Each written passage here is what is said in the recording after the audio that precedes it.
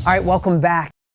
I'm so excited that you did that silly exercise, silly but in fact impactful and amazing. Just like so many things we talk about. Simple names, simple things, simple shifts, but the little hinge swings a big door.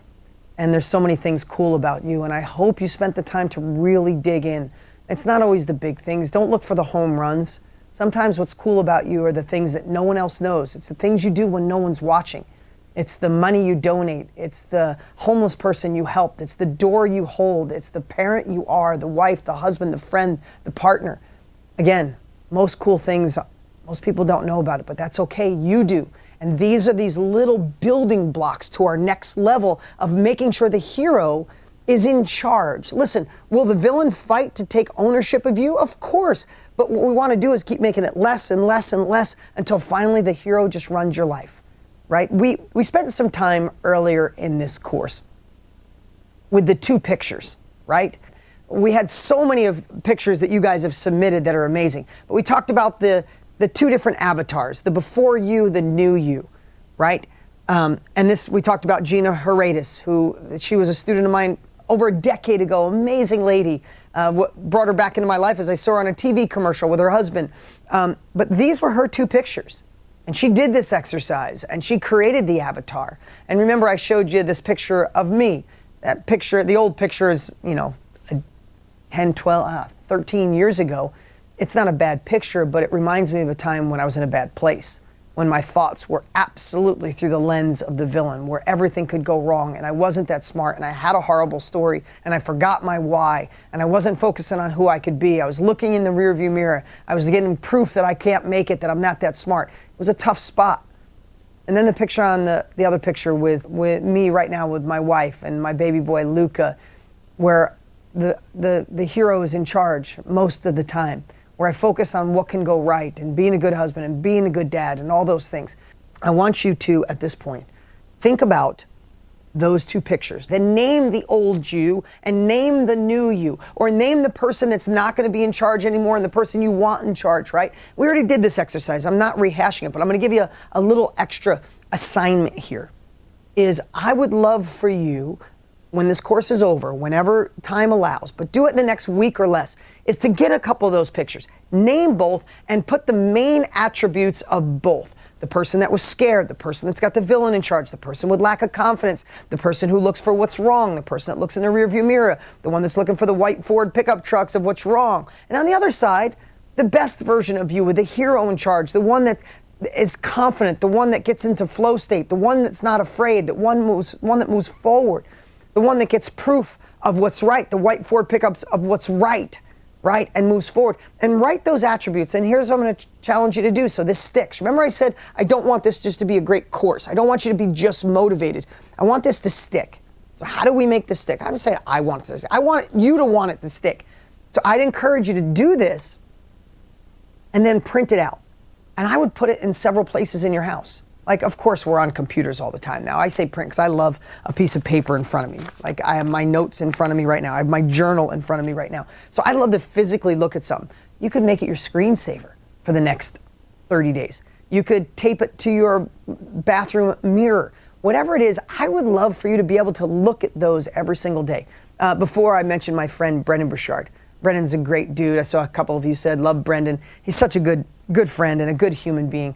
And Brendan had a high-level client who was trying to get back to her ideal weight.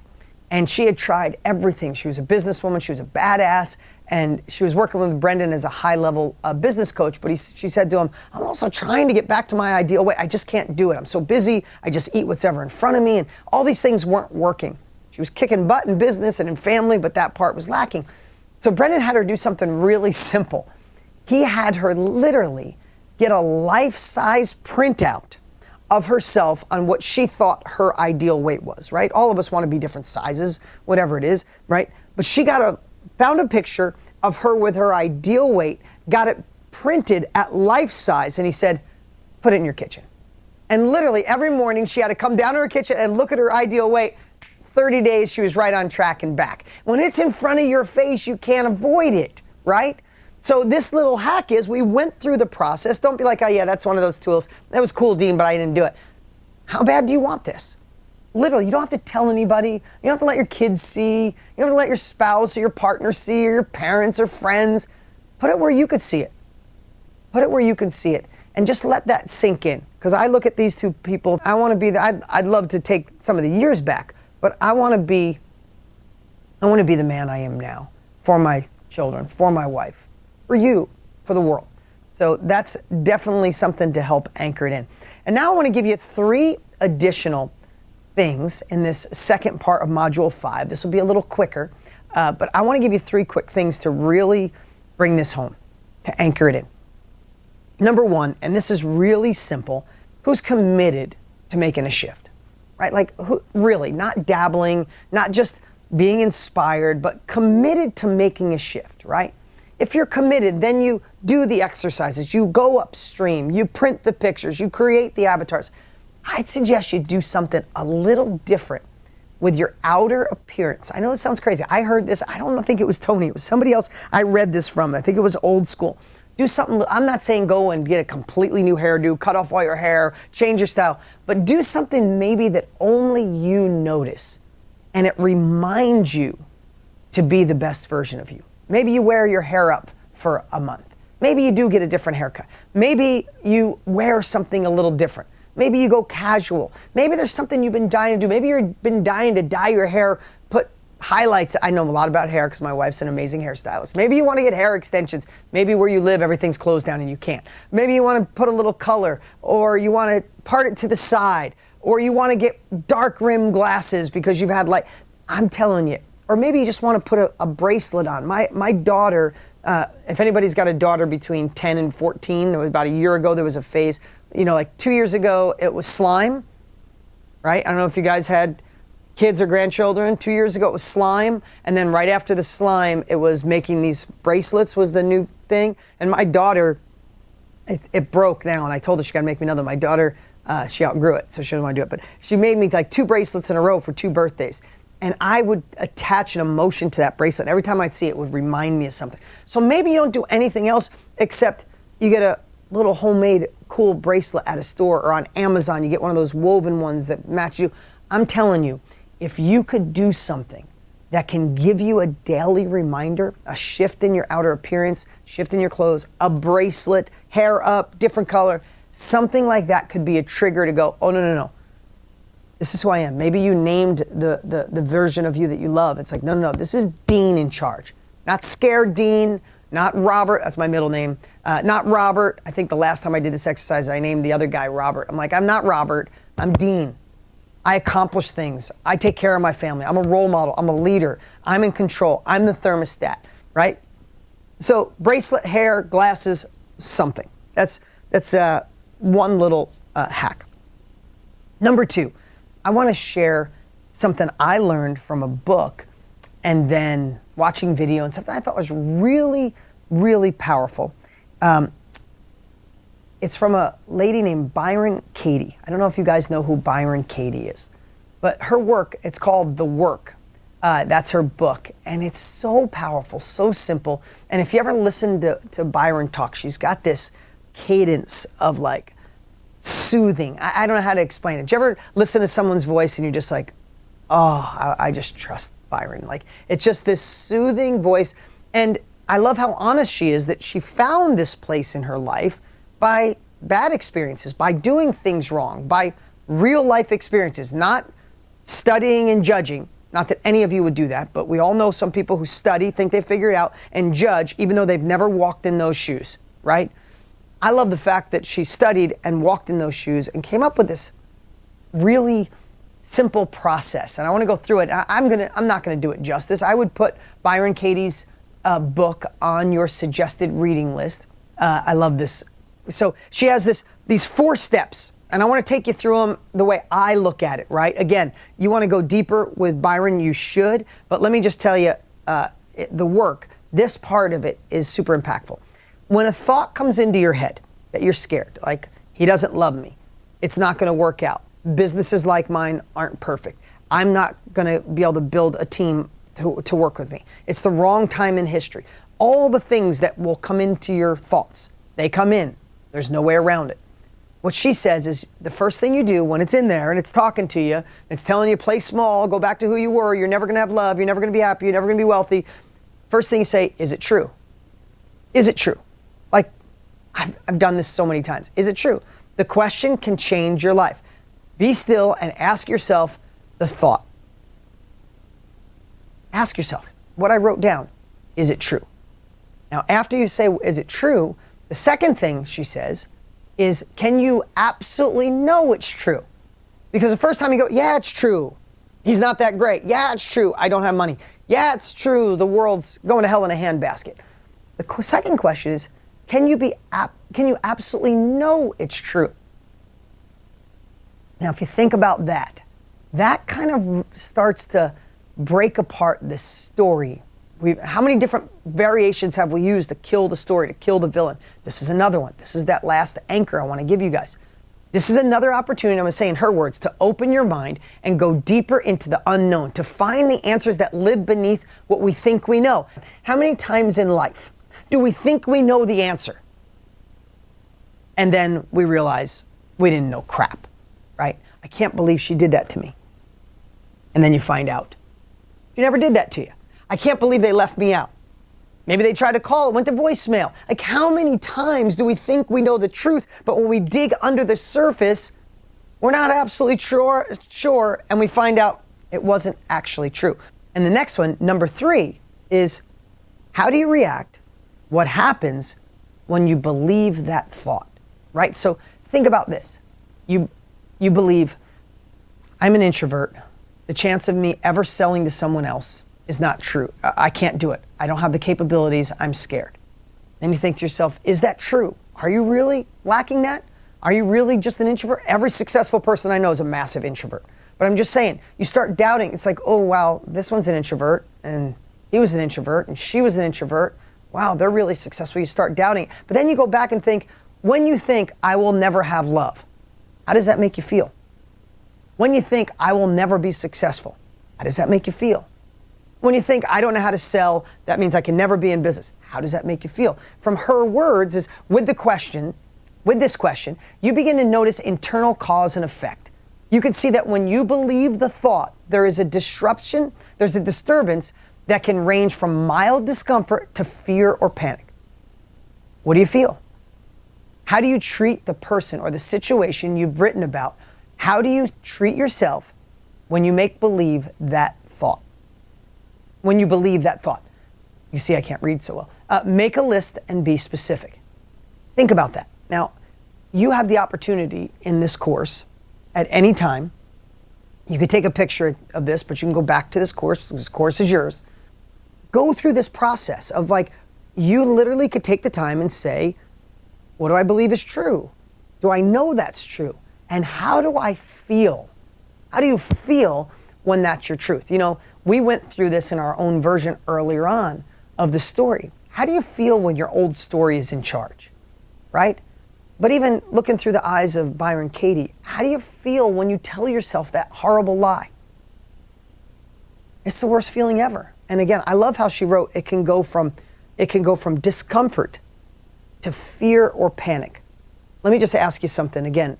Who in here has told themselves something they painted as truth, and if you told it yourself enough, you had fear, panic, or anxiety?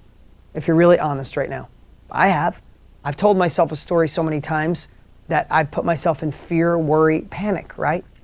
And then her last question changes it all. Who would you be without the thought?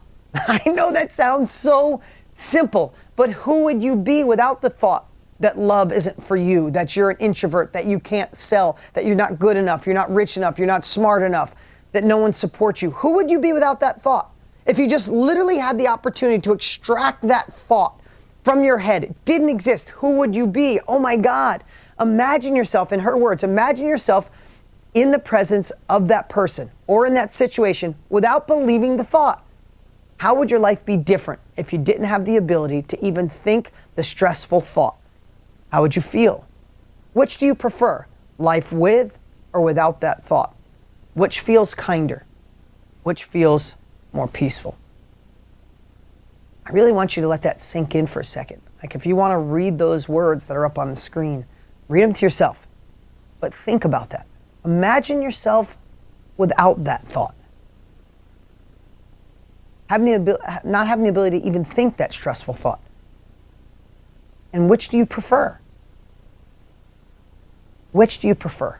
Life with or without that thought? And which one feels kinder? And I'm going to ask you something. Which feels kinder to you? Think about it. And if you're not in a situation like this, if you have all good thoughts right now, congratulations. But will a bad thought come your way? Unless you're absolutely figured out something I haven't, and Tony hasn't, and every single person I know in the world that's successful, unsuccessful, happy, there's no way around it. The wrong thoughts will come. But thinking about having the opportunity to go through another tool in your toolbox, is it true? Right? Can you absolutely know it's true? How do you react, or how do you feel when you believe that to be true? And what if you just didn't have that thought? What if you decided it just wasn't going to be a part of you? Now, I appreciate Byron Katie and the work and what she did, because it was a book I read at a certain time in my life that I needed that. I needed more reinforcement. I have to tell you, I want this to be the course that you lean on and come back to over and over forever.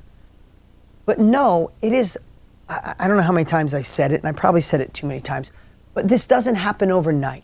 It's not magical. This is an evolution. I'm reading a book right now, again, for the third time. I'm reading a book as I'm recording this a course for you, How Will You Measure Your Life? I mentioned it several times through this book, only because this is something I continue to do the work. Byron Katie's book, I've read it twice over the last decade, right? They come to you at certain times in your life, but know that the reason I could put this course together is because of my life experience, because I've been obsessing in this industry for decades, because I surround myself with the right people, because I've listened to more books than most people ever will. I've attended more events, but I've actually implemented it and put it into play. I own 13 different businesses.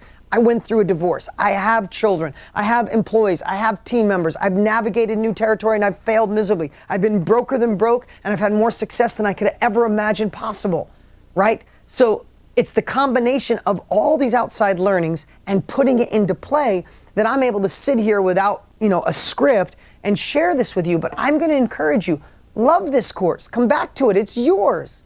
But don't be afraid to venture out. Don't think you got it dialed in. If you're feeling insecure, find someone who's already been there and learn their journey. And this is something else I really want you to think about. Take what serves you and put the rest on hold. What that means is, I read Byron's entire book, right? And a lot of great things stuck. But the thing that stuck with me are those 4 questions. I took what served me, kind of put the rest on hold, right?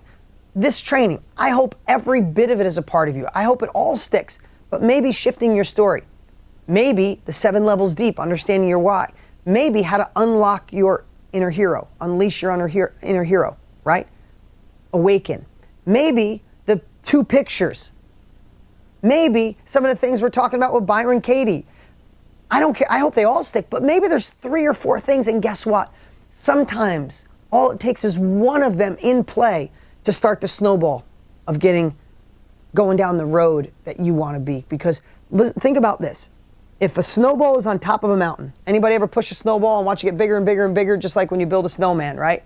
So much fun. If you don't live in a place that snows, then that's different. But most of us have played in the snow at one point. I always look at things like a snowball can be at the top of a hill.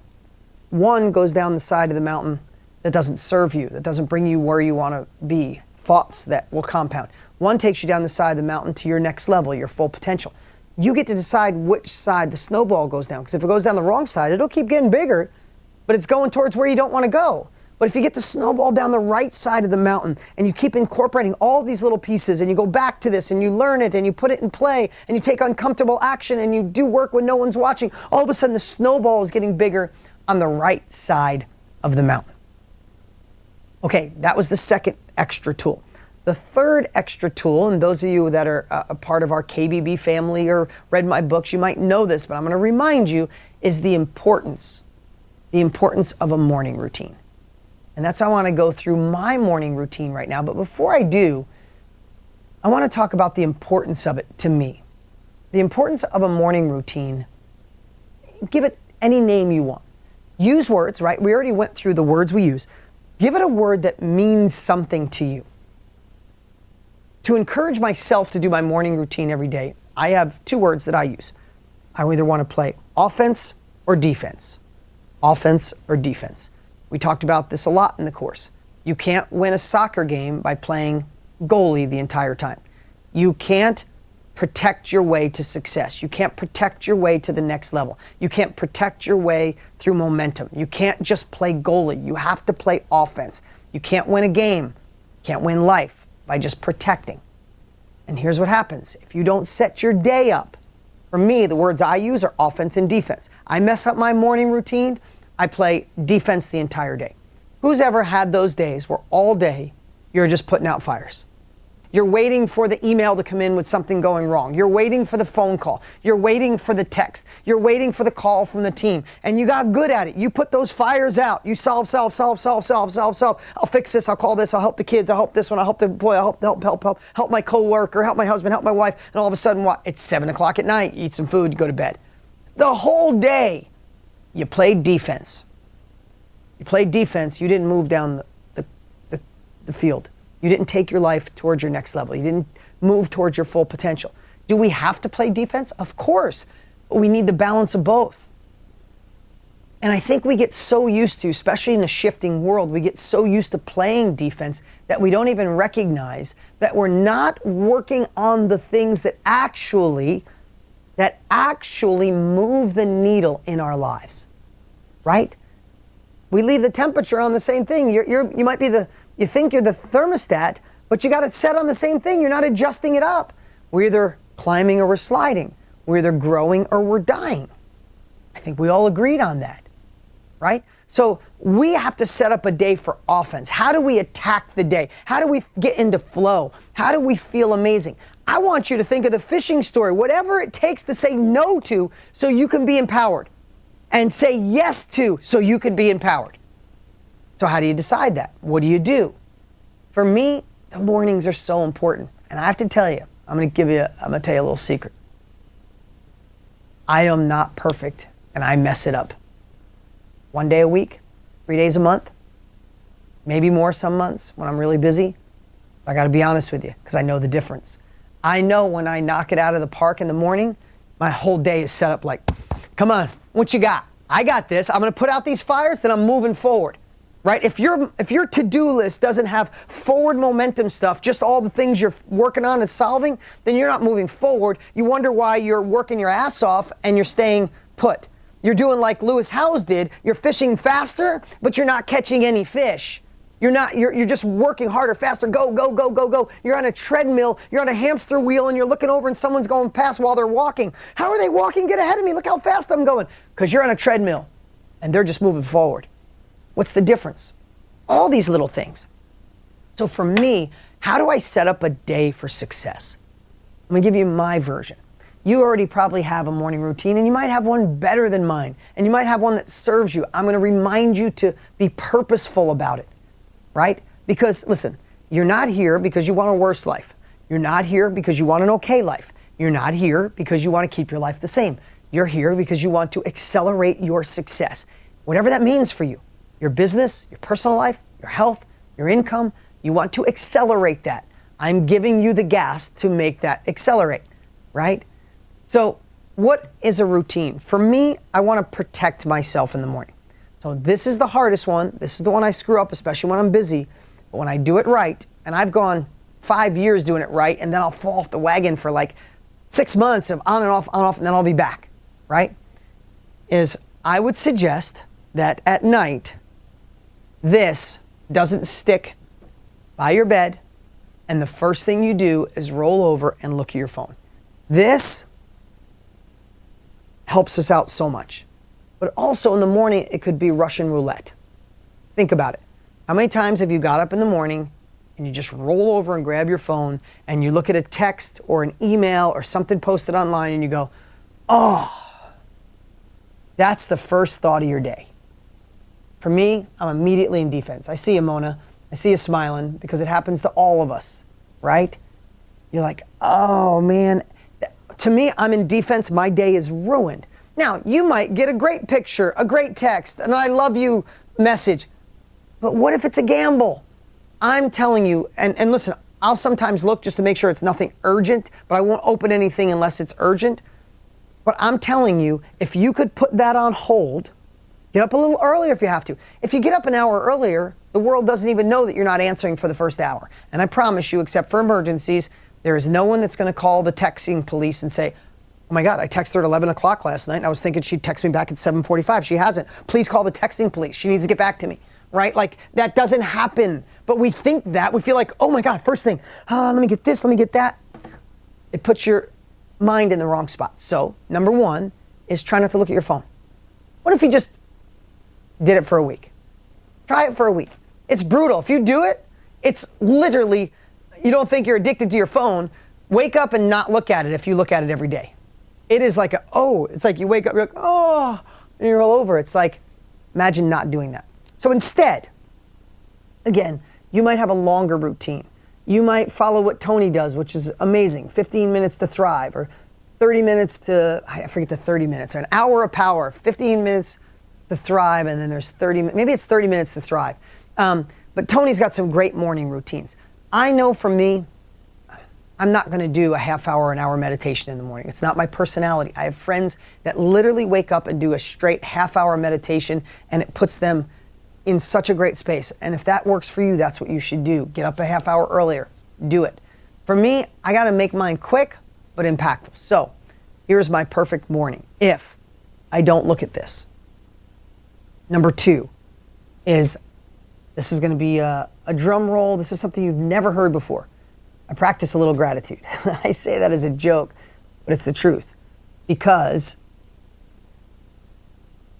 we know it, we feel it, but sometimes gratitude, and I said this earlier in the course, is how many times have you had a gratitude journal and you run out of things to write? So what I'm going to tell you I do is lower the bar of gratitude. What do I mean by that? Maybe it doesn't even, it's not grammatically correct. Meaning, it's not about the book, the $1 million, the perfect relation. Like, wake up. I said this, but 150,000 people die every day. If you woke up and just said, oh my God, I'm here today to fight another fight. If we could find gratitude in that, everything above that is amazing.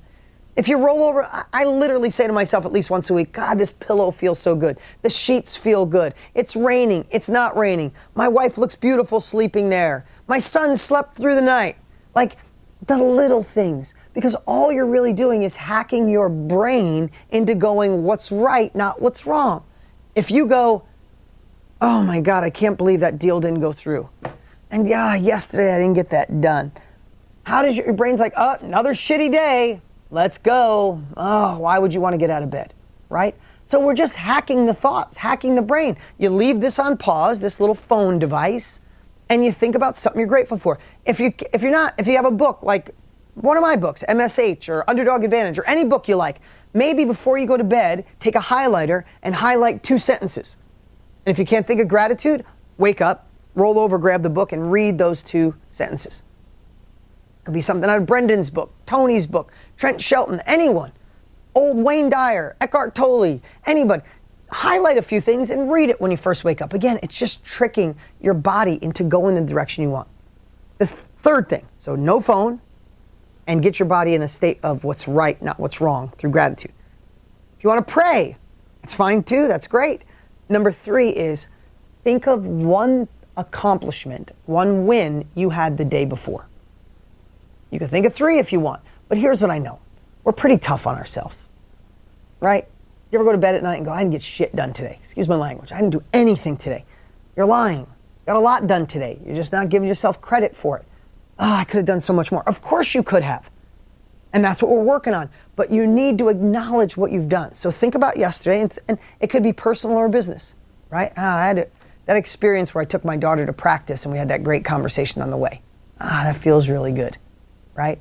Watching my son hit. It was really good. When he got that hit and went on to second base, when he got to second base, he turned, looked right at me. Could have looked at anybody. He looked at me. That's a win. My team, I had that great meeting with my team. They're on fire. They feel good going into this year. Oh my God, we had so many people take accelerated success for me. They're in the course. So many lives we get to change. Like something about the win the day before. It could be tiny, tiny, tiny, or something big, but you had a win, but you usually don't acknowledge it.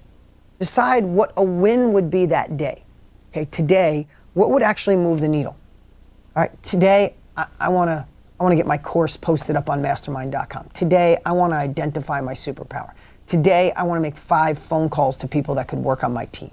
Today, I want to have that conversation with my husband so he's on board with me. Today, a win that you want to accomplish that day and anchor it, put it out to the universe. So just think about this. Think about waking up, looking at your phone, frustrated. Number 2, thinking about the crap you didn't get done yesterday. And then number 3, think about what's going to go wrong that day. How does that feel? And how does your subconscious feel compared to no phone, gratitude, reading a section out of a book that inspires you, thinking about, oh yeah, I did do good yesterday, pat on the back. Hey, today I'm definitely doing this. Think of those 2 people. You can look at that picture. You know which one is which. If you have your 2 pictures, you already know which one wakes up this way and which one wakes up that way. It's pretty damn obvious, right? Then, I want you to, on the next piece, is once you wake up and don't look at your phone, practice gratitude, 1 win from the day before, 1 win from the day of. Here's what I would suggest. This is your call. Wake up a little earlier if you have to. My next piece is I feel like I fed my mind, I fed my soul, and now it's time to feed my body. Now, this is just me. I'm telling you, you come up with your own routine. But for me, I feel like I want to be alkaline. I want to fuel my body with something great to start the day. Now, this is something, and the alkalinity thing comes from books I read in the past, something Tony triggered a decade or more ago. Then I went down the path of getting rid of acid in the morning. So for me, I do a green drink. So as soon as I wake up, I go into my kitchen, I go get a big old scoop of green powder, sometimes a lemon, sometimes I'll do a little shot of apple cider vinegar, just a little bit because it is, well, right? But I'll do that just to get in this place where I feel like I'm feeding my body. And I've added something, this is just me personally, you do your own thing. I used to just do that and go work out, now I need a little food, so I do a little oatmeal, right? But I do something where I fed my mind, I fed my desire to play offense. Now I want to feed my body something good. So a big old green juice or a green shake or a little oatmeal with spirulina, and I feel like, oh my God, I just fed my body something good.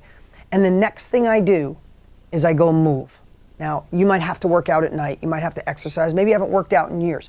I'm telling you, get up 15 minutes early tomorrow if you haven't worked out in ages, and just go move. Take a little walk. You don't have to start off on third base.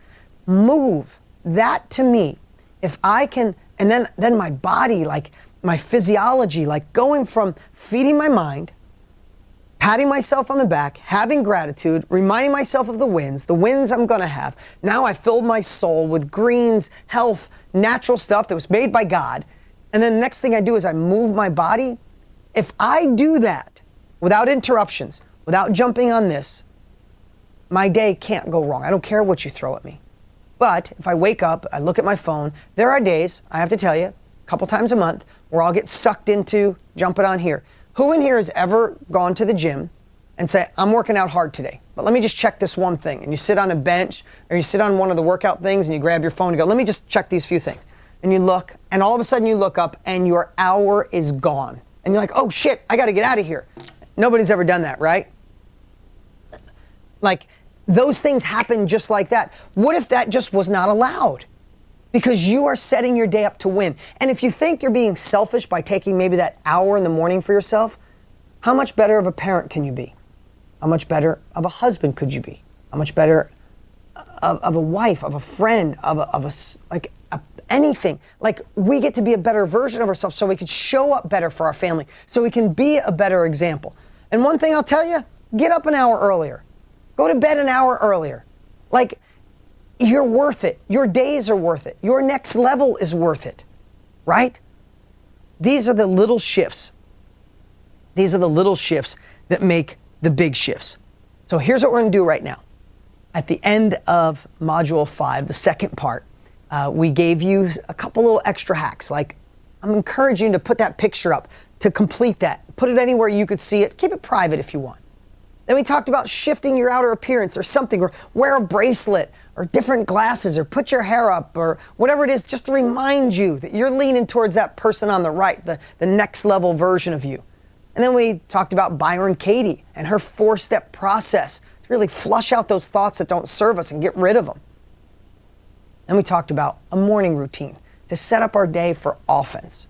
Now, again, you might have an amazing morning routine and you just need to adjust it. And maybe you take a whole hour, like I said, meditation and stuff.